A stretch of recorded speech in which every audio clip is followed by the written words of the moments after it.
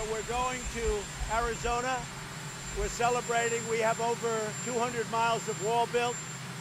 It's been incredible. Our numbers on the border, as you know, are at just about a record-breaking low. People are not being able to cross the border. The wall has helped because we have more than 200. We have about 212 miles up of wall.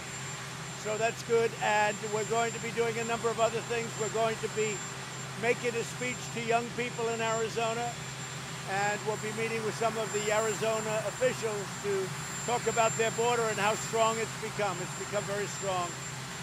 Last night, we stopped an attack on a great monument, the monument of Andrew Jackson in Lafayette Park.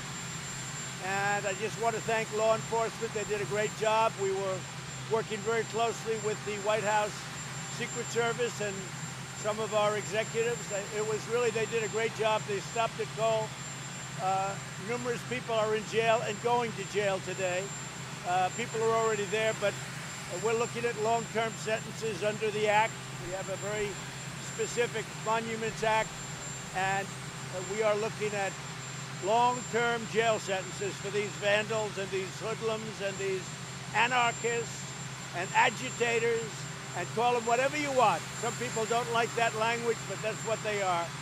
They're bad people. They don't love our country, and they're not taking down our monuments. I just want to make that clear. And other than that, go ahead. Mr. President, do you have an executive order coming regarding the monuments? What will it accomplish? I will have an executive order very shortly, and all it's really going to do is reinforce what's already there, but in a more uniform way. Okay? And I want to also say this. If the state governments, because you see them all over in Seattle, they're very weak. And in Minnesota, they might need help. If they need help, the federal government is willing to help them. If these hoodlums come around, these are not protesters, by the way. These are anarchists and other things.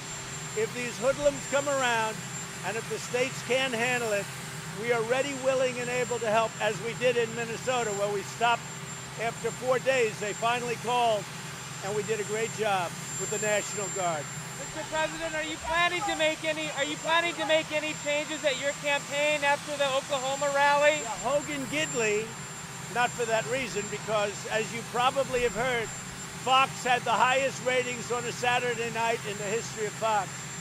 So that's the ultimate poll, I guess. But the ratings on Saturday night for Fox were the highest ratings in the history of Fox News, which is, I guess, a long history. So that was the #1 Saturday night in history. We actually had a nice crowd, and despite all of the warnings and everything else that other networks were trying to do, despite the fact that we had some pretty bad people waiting there, they shouldn't have been, maybe some of the same people I just talked about. We had a nice crowd, but we had the highest ratings in the history of Fox on Saturday night. And online, I heard the record was unbelievable. I heard the numbers were unbelievable.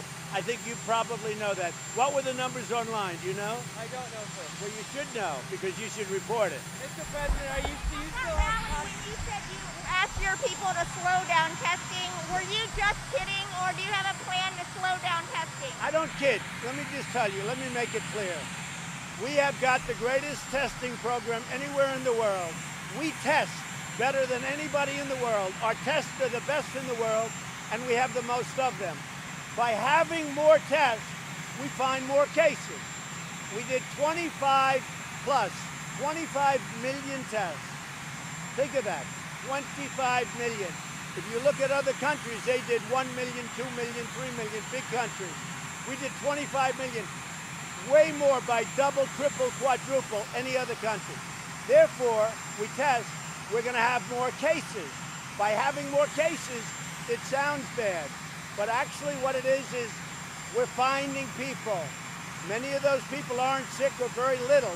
You know, they may be young people.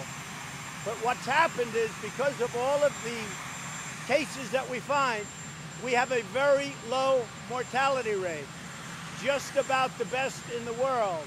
So that's the advantage to the testing, along with other things. But just remember this, The reason we have more cases than other countries is because our testing is so much.